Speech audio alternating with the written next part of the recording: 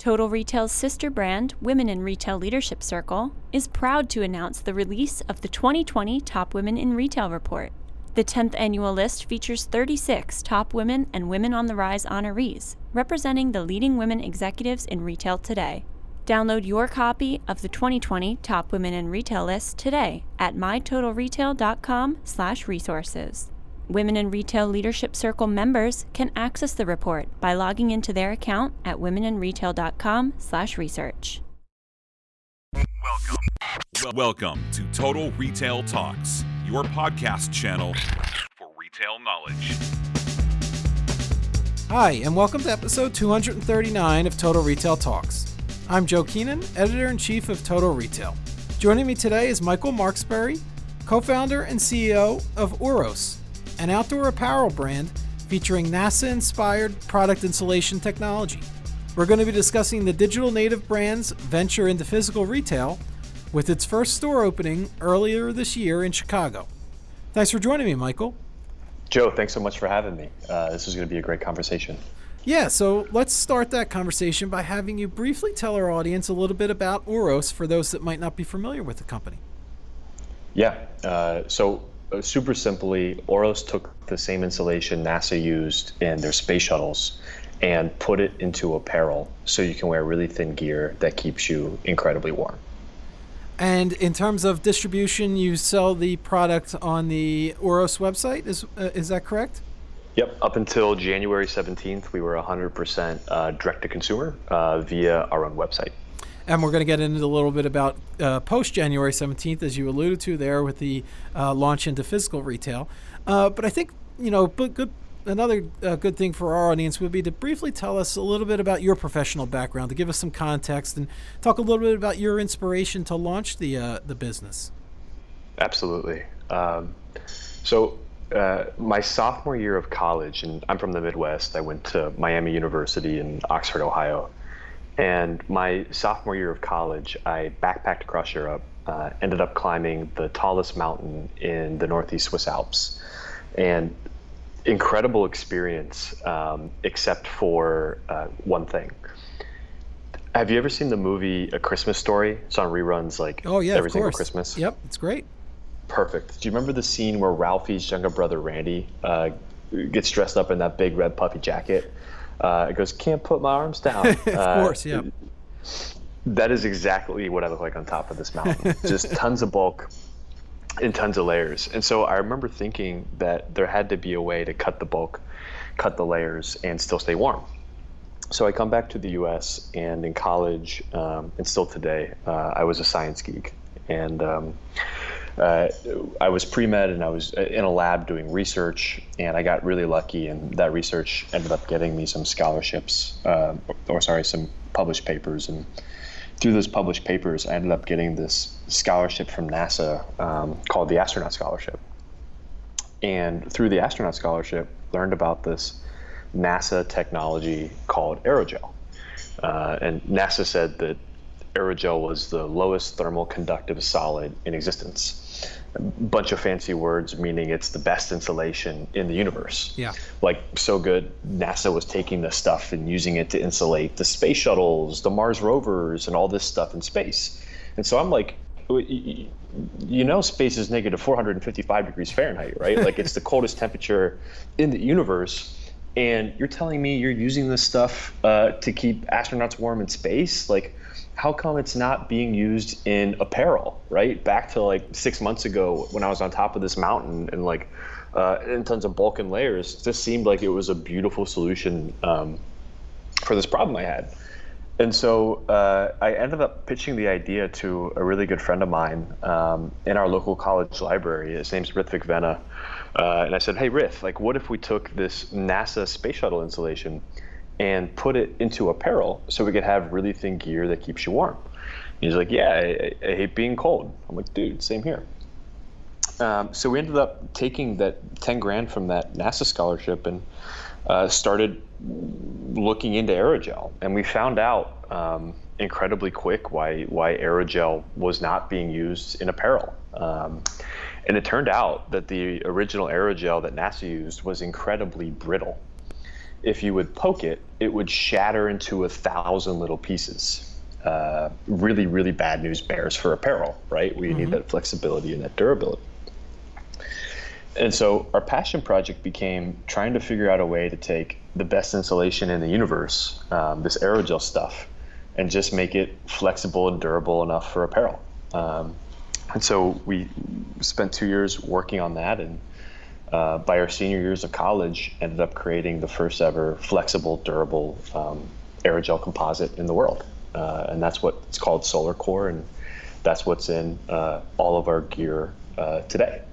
And so really quick, that's how, 2 kids in college ended up running a pretty cool outdoor apparel company with a bunch of really cool people. Yeah, it's a great story. So as you tell it, I'm thinking, just obviously the emphasis around product innovation, that's really at the core of the brand and the OROS story. So maybe tell us a little bit about the different types of products, maybe how you've kind of scaled up manufacturing. Obviously, you talked about creating one. You need to create, a lot more than one, and to, kind of get at that level where you're producing on a mass scale.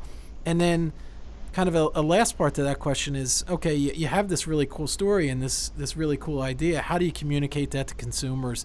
What are the different ways that you go about telling the story of the product and the brand? Totally. So, when Rith and I started out, we launched on Kickstarter with one jacket. And this jacket was like, Forbes ended up calling it the warmest jacket on Earth. And like this thing, it's our Orion parka, is a tank. Like you could take it to the summit of Everest and back with a t-shirt underneath. It's actually been done. Yeah. But what we noticed pretty quickly was that, while that Orion parka would sell well every single year, it would sell well for 3 months out of the year. And so we were an incredibly seasonal business that needed to expand our product line to, appeal to a wider audience of consumers. And so we ended up creating this category of products that we call our performance wear line. And that's things like our insulated leggings, which Runner's World named Gear of the Year, like our quarter zip, which is one of my favorite products. And what makes these products so cool is, when you think of like a quarter zip and you put this thing on, it looks just like every other quarter zip and feels like, other quarter zips, but it's got the insulating power of like your typical winter jacket. And so for the first time ever, you're able to wear something incredibly thin that you don't think of as like outerwear, but has that tactile performance and that warmth factor that comes with, really bulky outdoor gear. And that's been, believe it or not, our fastest growing category of products within the OROS line, and really speaks to this idea of continual innovation. And that kind of addresses the challenge of seasonality that you talked about. It's not only like a winter parka. You're creating these other products across the product line that can be sold throughout the year. Totally. That's right. So, as I mentioned, the company, the business was launched online. But you recently opened up your first brick and mortar store. So talk a little bit about the decision to expand into physical retail. Why go that route? We hear a lot about the challenges that traditional brick and mortar retailers have been under. You're kind of going in the reverse. You started online and now kind of venturing into physical. Talk a little bit about that decision. Totally. So there were 2 big reasons of why to test brick and mortar retail. And the first is as a new channel of distribution, as a new channel to drive revenue. There's this macroeconomic trend going on in the world of digitally native vertical brands of like the cost of advertising and the cost of advertising on Facebook and Instagram and the rising costs of doing so. And so one theory was, hey, with brick and mortar retail, you have the opportunity to distribute products in a way that doesn't depend on these, within the digital world, these traditional ways of marketing and reaching out to consumers. And so a lot of value add there if you can crack the code to proper sales and distribution in a physical world. And then the second reason, and candidly, I think the more exciting reason, is the brand awareness that comes with a really solid, well built out, well located physical store. It's so interesting, the value that a consumer places on touching and feeling a piece of apparel before you buy.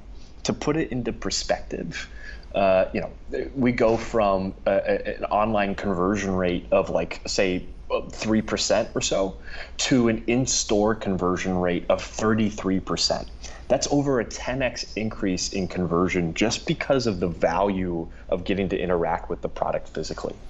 So said another way, there's immense value in the legitimacy, in the brand awareness that comes with a physical store.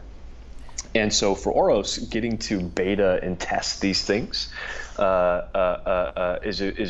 an incredibly cool opportunity and something that we are very excited about doing. So I have a couple questions about the store. So one, why Chicago? I imagine the climate in Chicago, obviously very cold in the fall, winter months. Probably that has a lot to do with it, maybe more so than opening a store, say, in Miami, what might not make sense for the brand. So one, why Chicago?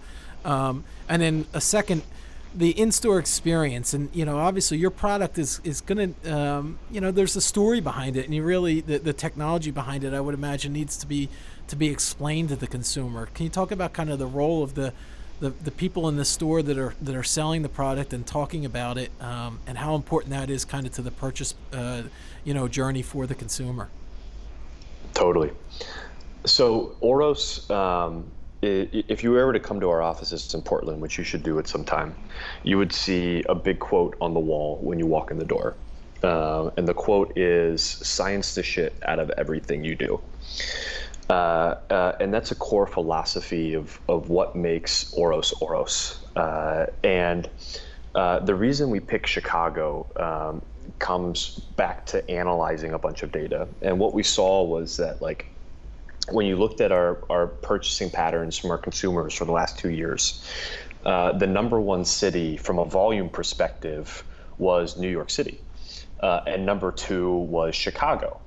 But what's interesting is when you look at it at a per capita basis, our number one city for transactions, our number one city from a consumer perspective on a per capita basis is Chicago. And so it just made a bunch of sense for Chicago to be the first place that we set up a physical retail store. Mm-hmm.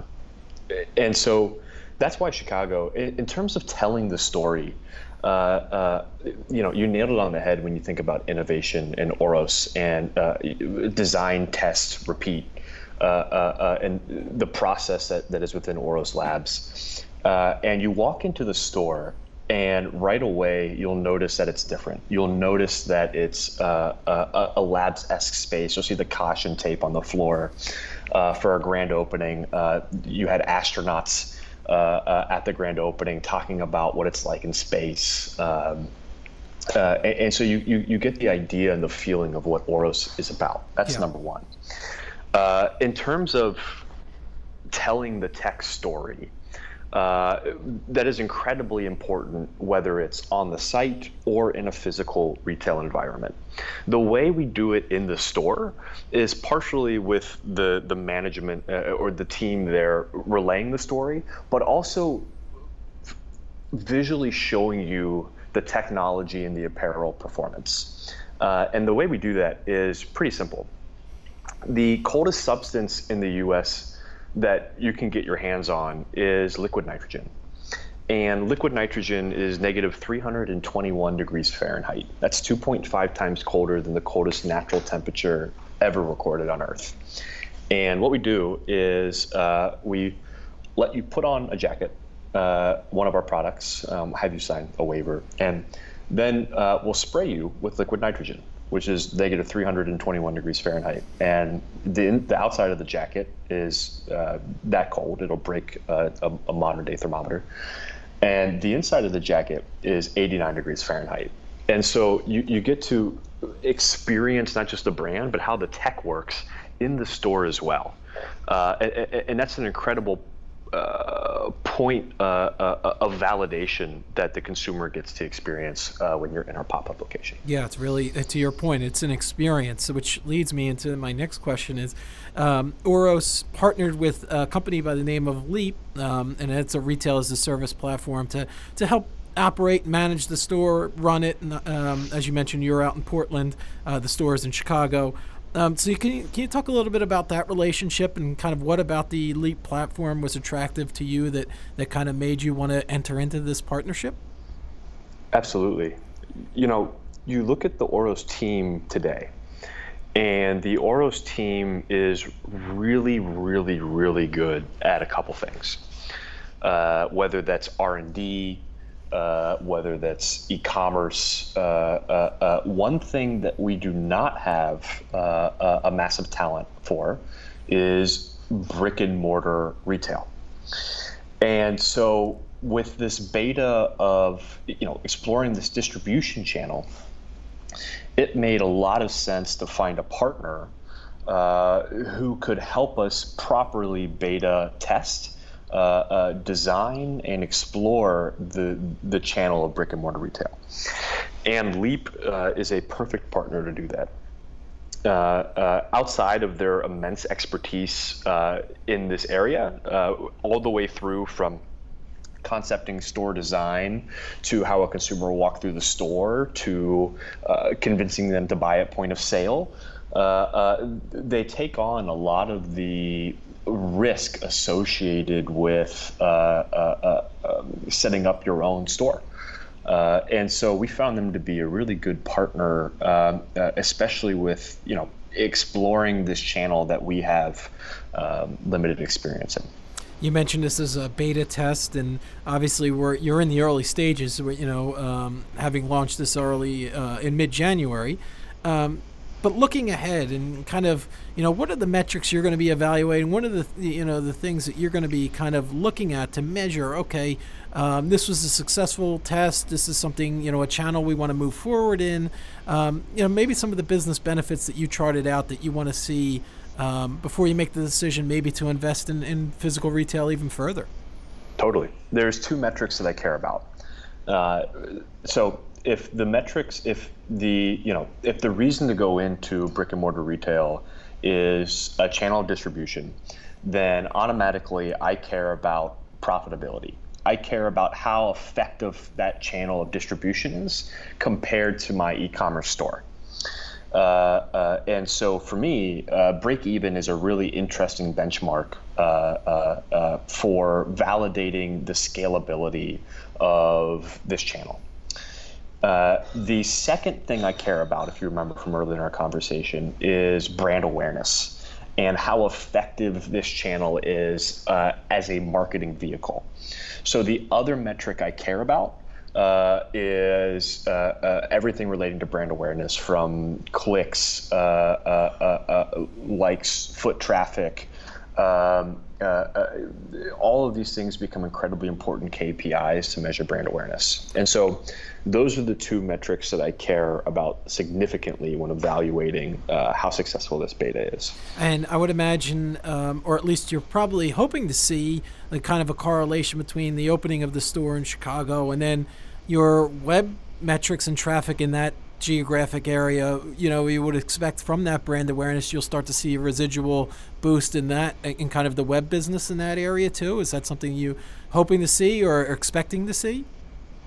Totally. The store, in addition to being a distribution channel, is a marketing channel as well. And that marketing should provide an uplift within the Chicago community in terms of volume of sales. And so when we look at the months prior to store opening compared to the months of store opening, that's a very interesting data point to explore and something that we're hoping to see. You're absolutely correct. So my final question, Michael, is, this is obviously a kind of a great story, and you're just really getting started here. But, looking ahead, what are some of the areas that you're focusing on as you look to continue to grow the OROS brand? I mean, obviously there's product innovation, there's, distribution channels. Talk a little bit about where your head is at in terms of, looking at growth opportunities. So OROS's goal from day one's been incredibly simple. And it's been to create a long sleeve shirt that you can wear sub-freezing and still stay warm. So not just thinner or warmer outerwear, but getting rid of the necessity of outerwear entirely. So all you need is this long sleeve shirt to stay warm. It's been a 5-year process to create the underlying tech. But I'm really excited to say that we've made some giant leaps towards that long sleeve shirt. And thanks to partnerships with the likes of the United States Department of Defense, with NASA, that tech is on the horizon and something we're looking to commercialize in the next 36 months. And so when we think about OROS, like if there's one thing that the consumer should take away, it's that, like, at the end of the day, like OROS's value to the value proposition to the consumer is that we're gonna science the shit out of everything we do, create pioneering apparel and tech so that you can push your boundaries and find your beyond. And that's what I'm really excited about when I look at the future of OROS. Great. Well, I want to take this opportunity to thank Michael Markesbery of OROS for joining me today. Please check out our podcast channel page, mytotalretail.com/podcasts for show notes. Total Retail Talks is available on Apple Podcasts, Google Play, Spotify, and Stitcher, but make sure to subscribe on our podcast channel page as well. Also, please take the time to rate and review this podcast. Thanks, and I look forward to you joining us on the next episode of Total Retail Talks. Total Retail's sister brand, Women in Retail Leadership Circle, is proud to announce the release of the 2020 Top Women in Retail Report.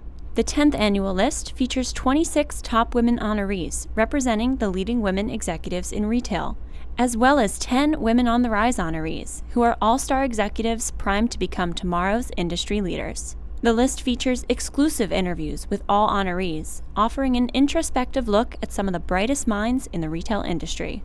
Download your copy of the 2020 Top Women in Retail list today at mytotalretail.com/resources. Women in Retail Leadership Circle members can access the report by logging into their account at womeninretail.com/research.